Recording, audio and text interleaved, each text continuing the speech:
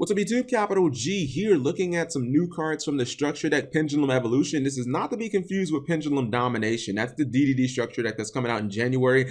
This is another structure deck for Pendulum Magicians. I think Pendulum Magicians are still, they're an archetype that still a lot of people like. You know, they had some of their cards limited, like Wisdom Eye and Pendulum Call and whatnot, but look, they're getting more support. And this time they're a little more fusion-centric. They kind of revolve around summoning this huge, great dragon Zark.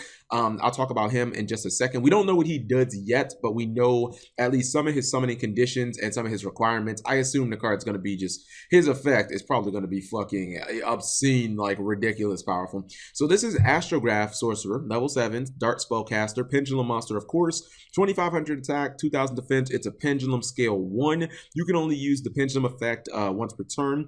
During your main phase, you can destroy this card, and if you do, place one Stargazer Magician from your hand or deck in the Pendulum Zone. That's weird that they're trying to make Stargazer relevant because no one ever played that card. Like that was just a card that Yuya played on the TV show and everybody was like, that card sucks. So it's kind of weird they're trying to make a card that has never really been relevant, like I guess very relevant.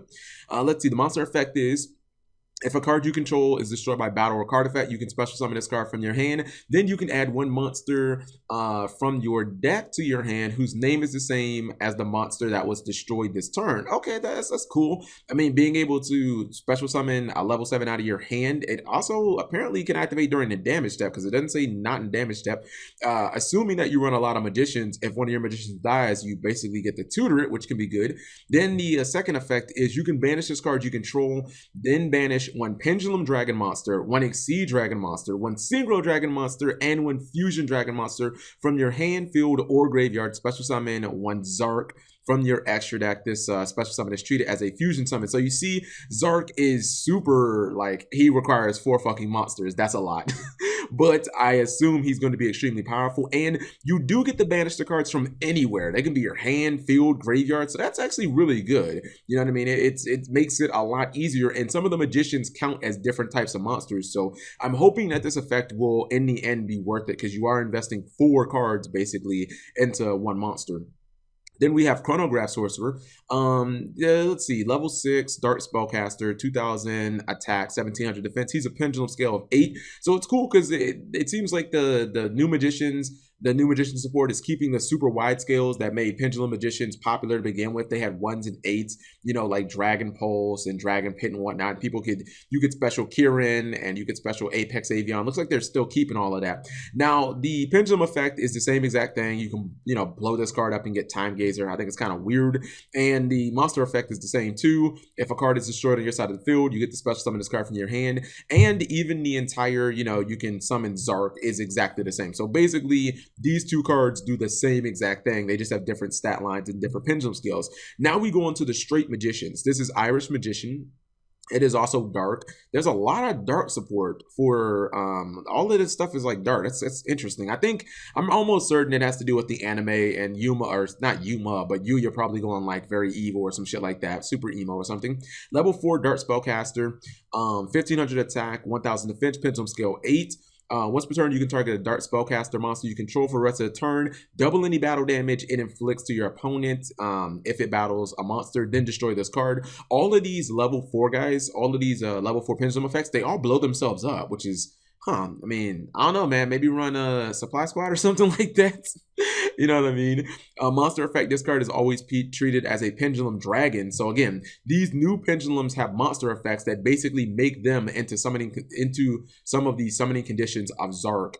If this card would be destroyed by battle or card effect, you can add one Pendulum Graph card from your deck to your hand, so it does float, or at least it replaces itself. Let's say that. It doesn't float, but yeah, it does pay for itself upon dying. We've got Black Fang Magician. It's a Pendulum scale 8. Dude, these scales, the scale numbers are so good. Just 8s and 1s. Like, that's what I like. 1700 Dark Spellcaster, 800 defense. Let's see, once per turn, you can target one face-up monster your opponent controls. That monster's attack becomes half its current attack at the end of the turn, then destroy this card. This card is always treated as an Exceed Dragon card, okay? So you don't have to use, like, Dark Rebellion. You could just summon this guy, and he's your Exceed Dragon. If this card is destroyed by battle or card effect, you can target one Dark Spellcaster monster in your graveyard, special summon it. So this is cool. It seems like they all count as different requirements to summon Zark, they all blow themselves up from the pendulum scale, and then they all replace themselves. I like the fact that they all count as different requirements, that you don't have to use real like Exceed dragons. That would be really difficult. And the fact that they replace themselves is pretty neat too. We got White Fang Magician. For some reason, she's a wind, which is that felt really odd to me. And she like, why did you make her a wind? Everything else in the deck has been dark so far, and then she's randomly a wind. Like, just, you know, rest in pepperoni's allure at 3. She's a, let's see, wind spellcaster, 1600, 1400, pendulum scale 1. Once per turn, when a card or effect that targets a dark spellcaster, monster, or monsters you control resolves, you can negate that effect and destroy this card. This seems pretty good because so far everything in the damn deck seems to be dark and spellcaster except her ass. You know, she is treated as a synchro dragon monster. Oh, by the way, she's a tuner. I forgot to mention that. Yeah, she's actually a tuner. I thought about that when I saw that she counts as the synchro dragon. I was like, I wonder if she's a tuner, because she seems like the synchro part of, you know, this engine. And sure enough, she's a tuner. If this, let's see, if this pendulum summon card is used as synchro material, or excuse me, for a synchro summon, banish it. A little bit of a downside. I assume you probably want her in the graveyard so that you can banish her to summon Zark, but it's not that bad. I mean, she is a tuner. It's really not that bad. I don't think it's that big of a deal. And then the last one is Violet's Poison Magician. It's another level 4 dark spellcaster. 1200 attack, 2100 defense. So it's more of a defensive card as far as the stats go. Pendulum scale 1.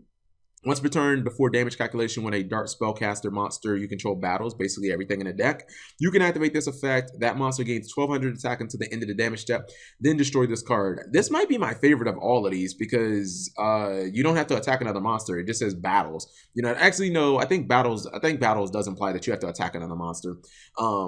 Yeah, but it's still a pretty good effect. Getting 1200 attack is during both players' turns seems pretty decent. This card is always treated as a fusion dragon card. So here's your fusion, and it says if this card would be destroyed by battle or card effect, you can target one face-up card, destroy it. All right, simple removal, kind of like a Smashing Ground or a I guess a Galaxy Cyclone, but from the graveyard. And then they have another card called Pendulum Graph of Ages. It's a continuous spell card. It says you can only use the second effect once per turn. The first effect is spellcaster type monsters you control cannot be targeted. You cannot be targeted by opponent's spell effects. I don't really like that. I wish it was monster effects. Like, who really plays targeting spells in a game? Like, there's no Snatch Steal and Mind Control running around. Like, you know, targeting monster effects are super good, like Kieran and Dark Destroyer and, you know, like the Metaphors cards. But like, I don't know, just no one really uses that many targeting spells. No one's running Smashing Ground and Fissure and stuff like that.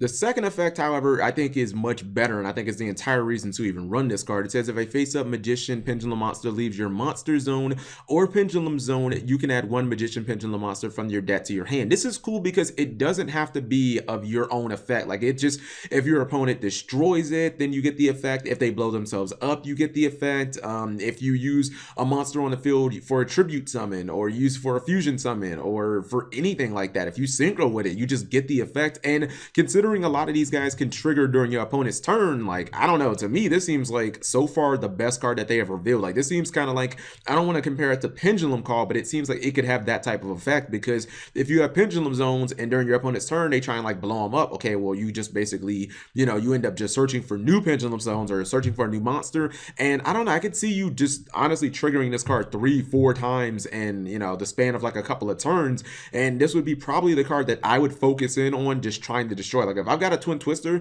I'm probably going after this card and not after your scales, because if I don't destroy this card, you're just going to keep on plussing over and over and over again. So I think that this so far is the best card that they have received. So what do you guys think of the new Pendulum Magician support? I think that it's actually pretty interesting, and I do like the fact that all the old cards seem to work with all the new cards. As far as competitiveness, I mean, it seems like right now you could pretty much just splash in a bunch of good generic cards like Kieran and, you know, Magic Spectre, Bambanku, some Apex Avions, because you've got the super wide scales, and you could probably make a deck out of, you know, that, plus like the old cards that used to work with the deck, like Pendulum Sorcerer, Sky Iris, Pendulum Call, things of that nature. I think we need to reserve a little bit of judgment different though for Zark, and is that card going to be worth the resources that you put in? I'm hoping that Zark is going to be like a Towers, a card that basically is just a 1-card win condition. You summon it and, you know, your opponent can't kill it, and basically you just win, because I mean Zark requires a lot of shit, but we'll have to just wait and see. I think that it looks pretty good. There is an XC I'm going to talk about in a video probably tomorrow or later today, so hopefully you guys will check that out as well. Thank you guys for watching as always, and subscribe if you have not already.